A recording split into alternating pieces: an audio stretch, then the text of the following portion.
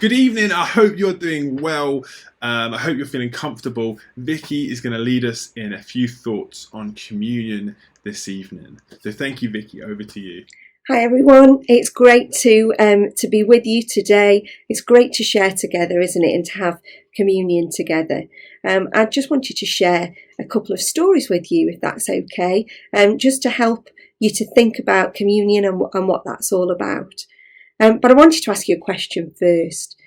How good are you at remembering things, or are you really forgetful? I wonder whether there's somebody in your house that maybe you're looking at right now that is really bad at remembering things. Maybe they forget to take their phone with them when they go out, or they forget where they've put the keys, or I don't know. I find that as I'm getting older, I'm getting more forgetful. I really am. And I have to have things to help me. So I'm sitting at my desk at the moment. This is where I do my work. And I've got things to help me to remember what I've got to do. So I've got Post-it notes, bright pink ones. So I write things on those, and those are there to help me to remember what I've got to do. I've also got my diary. And so I write in my diary, I put all the birthdays that I've got to remember and all the appointments that I need to keep go in my diary. And I've even got on my computer, it pings at me when I need to do something. So I get this little ping goes off, and I think, oh, what's that? And I have to work out what it is that it's reminding me to do. You know, we're human, aren't we? We forget things. We don't always get it spot on. And God knew that. God knew that we would need reminders, and He so cleverly put lots of reminders into the Bible for us. And we're going to have a look at some of those today to see how those will help us. So we're going to jump back into the Old Testament. Kids Church, you know all about Old Testament and New Testament. And in the Old Testament, remember Moses, really important man of God. And the Israelites are all in Egypt. They are slaves. It's awful for them. They're working so hard and they're being treated so badly, and they just want to escape. And Moses keeps asking Pharaoh, please let my people go. And Pharaoh keeps saying no. And every time Pharaoh says no, God sends a plague. And we've seen some, there were some awful plagues, locusts and flies and horrible yucky things like that. And Pharaoh keeps saying no. And finally it kind of reaches the last straw and gets really quite serious. And Moses tells the people that they need to get ready, because God is sending the angel of death, and it's going to affect the Egyptians, so that their firstborn are going to die. But there's a way of making sure that the Israelites are protected. And so what they're told to do is to take the lamb, their best lamb, and kill it. They would normally do that for food, and they're going to take some of the blood and put it on the doorpost, and that would be a sign to the angel of death to pass over. And they're told to make some bread, and to have some bread, but don't wait for it to rise. Don't put yeast in it. We haven't got time for that. Just make some flat bread, some unleavened bread, a bit like pita bread, sort of flat. And so that's what they did, so that they were ready to go as soon as they could. And so just at the end of the story, I'm reading from my Jesus Storybook Bible, which is one that I love.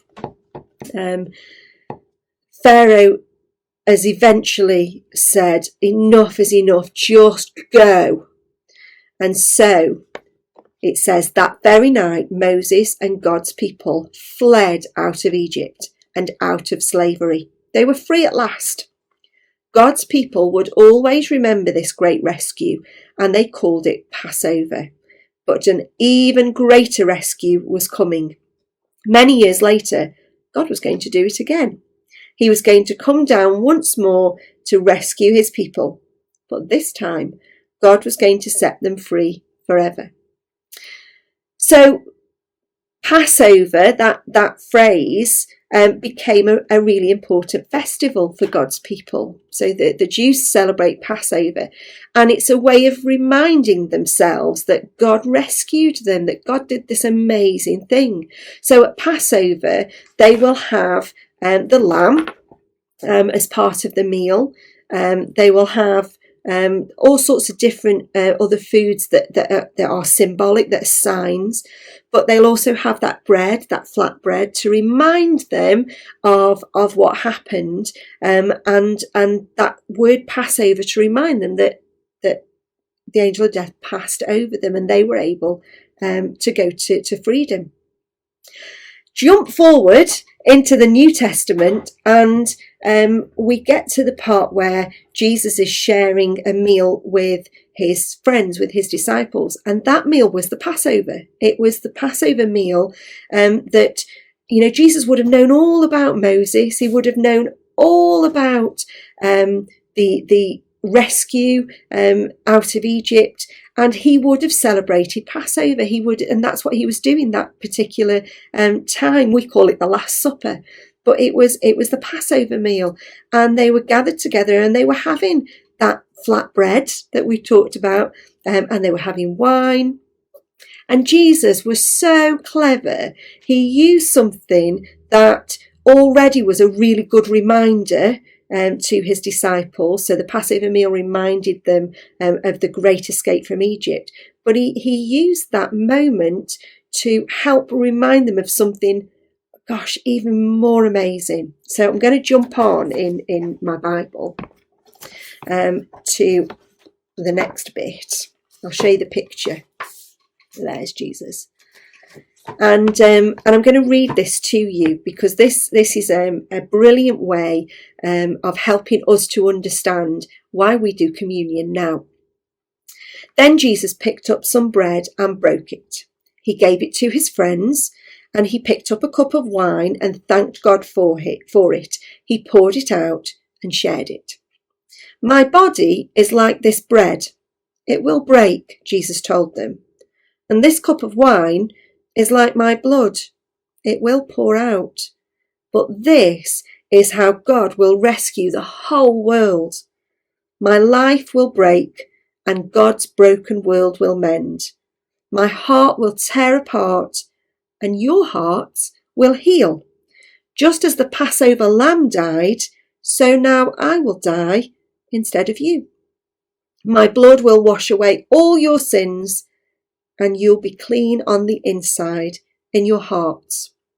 So, whenever you eat and drink, remember, Jesus said, I've rescued you.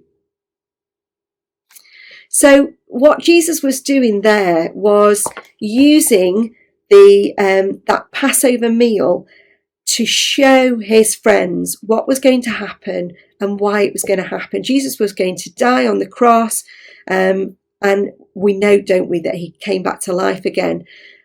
But the reason he was going to do that was because God wanted us to be his children, his closest friends forever.